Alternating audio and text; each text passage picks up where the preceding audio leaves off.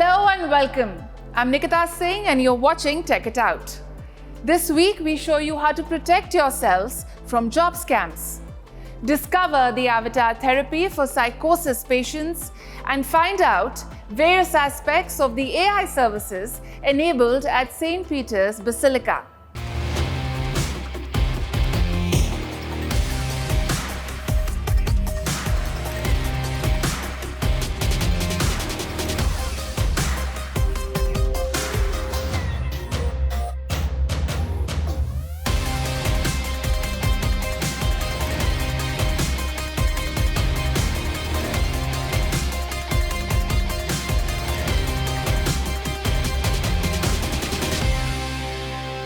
Job hunting can feel like a full-time job in itself. But what if it comes with an added risk of scams? From fake job postings to fraudulent recruiters, the search for a legitimate job is becoming treacherous. In this story, we'll explore how scammers are exploiting job seekers and how you can protect yourself from falling victim to these scams.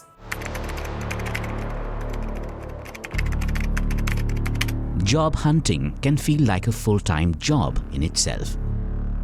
Scanning listings, sending resumes, and prepping for the interviews. But lately, job seekers are facing an extra hurdle: scams. With scammers posing as recruiters and companies, finding a legitimate job is more challenging than ever. These scams don't just waste time, they can cost people thousands of dollars and put their personal information at risk. On Tech It Out, we break down how these job scams work, the red flags to watch out for, and tips on protecting yourself while searching for that perfect role. With more people searching for work online, scammers have found a way to exploit this situation. They're posing as recruiters or companies. The idea is to steal money and personal information of potential job seekers. Tehseen Islam, a 28-year-old quality assurance analyst, thought she landed a job with a reputed marketing tech company. She went through an interview process and even received a check to deposit. But soon after, her bank alerted her that the check had bounced and they were closing her accounts. Only then did she realize it was all a scam.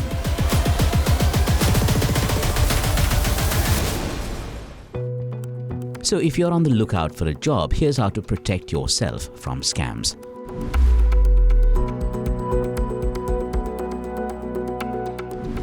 Job scams often involve impersonation. Scammers use the names of real employees from legitimate companies to make fake job listings. They usually promote high salaries for easy and fully remote positions. Some scammers create fake job posts, while others reach out directly through messages or texts. Watch out for requests to share personal information early in the process. Legitimate recruiters only need your skills, experience, and contact info at the start. Detailed personal information like your social security number or driver's license isn't usually required until after you've received an official offer.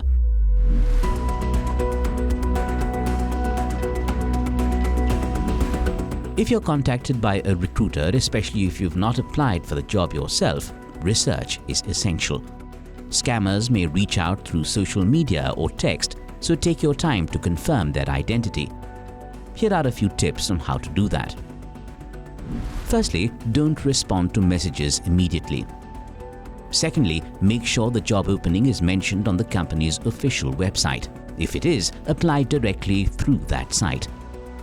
Also, verify the recruiter's name and online presence to see if they are legitimate.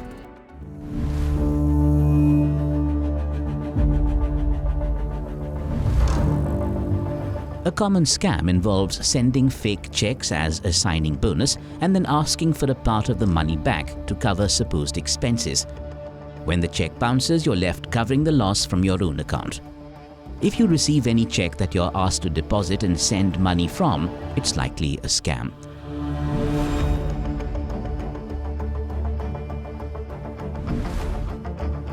Even on trusted platforms like LinkedIn or Indeed, scammers can post fake job listings. Experts suggest verifying any recruiter's information by using tools like email validators or calling the company directly to confirm.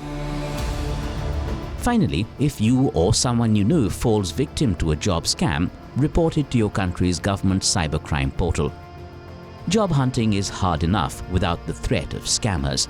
By staying alert, doing your research, and knowing the warning signs, you can keep your job search safe and focused on real opportunities. Technology and history are now meeting at the Vatican. The holy site of St. Peter's Basilica is now accessible in new ways thanks to AI.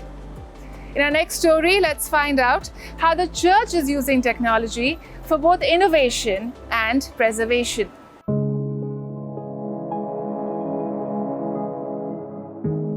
The Vatican has launched AI-enabled services for St. Peter's Basilica.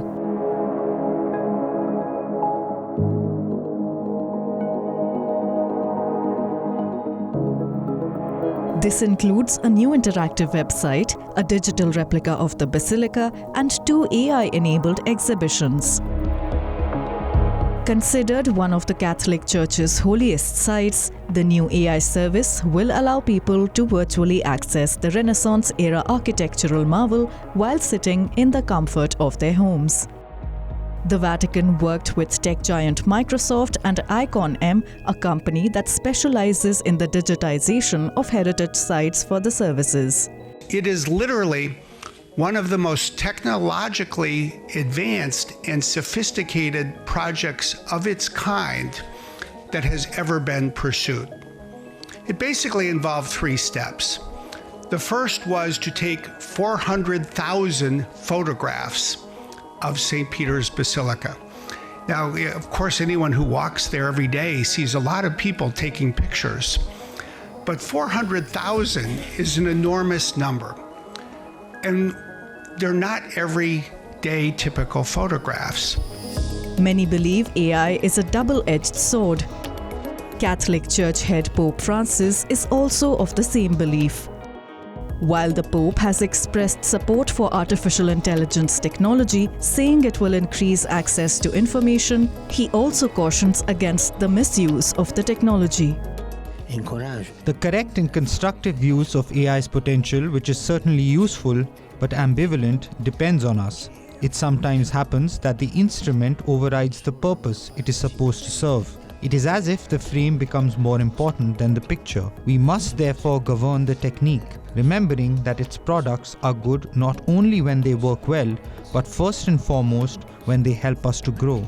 That is the purpose. The Church has said that the data collected for the digital twin will also be instrumental in preservation and restoration work.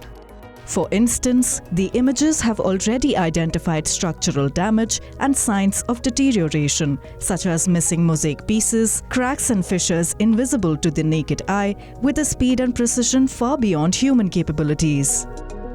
The new experiences have been unveiled in time for the Catholic Church's Holy Year or Jubilee celebrations in 2025.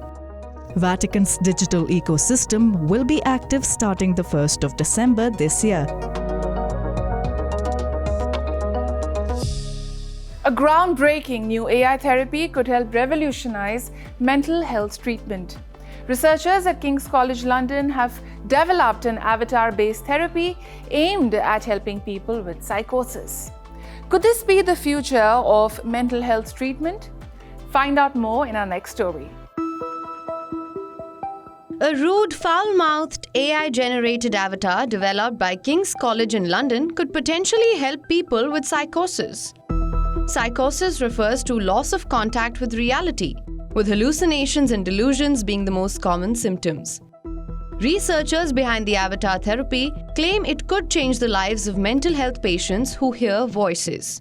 People want to feel that they can recover. This therapy helps people not to put their lives on hold and to stay away from all situations, but to change the way they relate to those voices so they can get on with their lives. No, I'm not. Leave me alone. This is Ruth, a psychosis patient. Ruth has spent more than 5 years in the hospital because of her illness. But now, thanks to the AI avatar therapy, Ruth is happily married and is about to start a new job. She's one of the first in the world to test the new technology. I've been able to build up strength and resilience. I have been able to challenge these voices. It was at times pretty brutal. The stuff that the avatar would say was really difficult and really challenging to deal with. But over time, I learned that I could overpower that voice. So how does this therapy work? All therapy sessions begin with patients helping create a digital avatar. These avatars are created by the patient to give a face to the voices in their heads. They first select the distinct voice for the avatar, after which they choose facial features or create an image that seems to best represent the voice. During therapy, patients converse with the avatar, which is always under the control of a clinical psychologist. By role-playing under the guidance of a therapist, the patient learns to stand up to the negative voices they hear. Voices are something that the person might have been avoiding for many years, and they're coming face to face with it. So people can be understandably anxious about facing the avatar for the first time. And the job of the therapist there is to make sure that it feels safe enough for them to interact with the avatar in a powerful way. Still in its trial period, the therapy has received approval from the UK's National Institute for Health and Care Excellence. The therapy will soon be rolled out to clinics in England for more real-world testing. We've shared a lot of interesting stories on emerging tech trends, but there's a lot more that's happening in the world of technology across the globe. Here is a quick wrap of all the latest developments. There was a 400% increase in searches for how to move to Canada during the counting of the US presidential election votes. The highest number of searches came from states that heavily supported Vice President Kamala Harris, including states like Vermont, Oregon, and Washington. According to Google Trends report, Canada-related searches saw over 5,000% increase on the day Trump's victory was confirmed. Apart from Canada, countries like Japan, Brazil, and Costa Rica were the other countries most searched for. Facebook and Instagram users in Europe can now see less personalized ads if they don't want to pay for an ad-free subscription. Tech giant Meta has also announced a 40% price reduction in the current no-ad subscription. This means that Facebook and Instagram will only show ads based on what you're currently looking at on the app. Moreover, these ads will only be related to things seen in the last 2 hours. However, people who choose the new option will have to watch unskippable ads for a few seconds. Experts say Meta's latest move is targeted towards appeasing EU regulators. E-commerce giant Amazon is exploring a faster way to handle deliveries with a new innovation, smart eyeglasses for drivers. These glasses are currently in development under the codename Amelia. The glasses are designed to display turn-by-turn directions on a small screen embedded in the lens to reduce delivery time. The hands-free setup will allow drivers to navigate both buildings and streets without relying on handheld GPS devices. The design is intended to look similar to Amazon's Echo frames.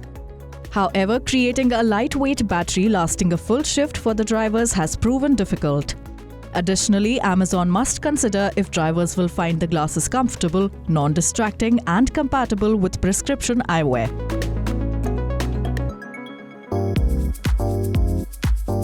At the recent Yizhuang Half Marathon in Beijing, a humanoid robot named Tiangong made headlines by joining runners and crossing the finish line alongside them. As the race neared its end, Tiangong stepped onto the track about 100 meters before the finish, acting as a closing pacer to support athletes completing the race together.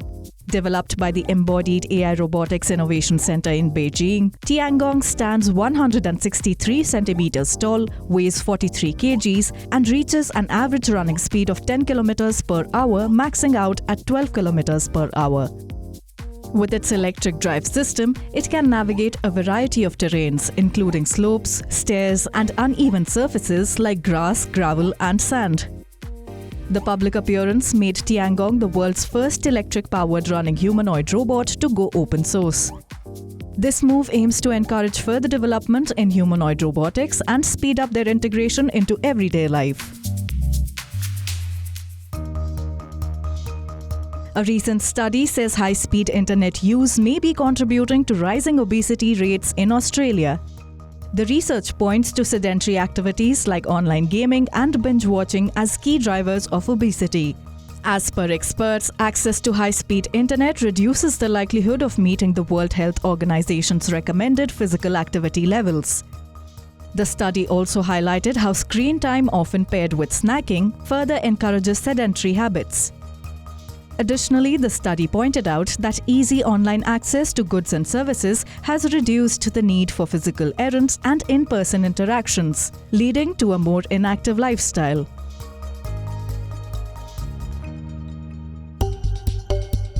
Peru's Chancay port is deploying a fleet of autonomous driverless container vehicles or DCVs from Shanghai.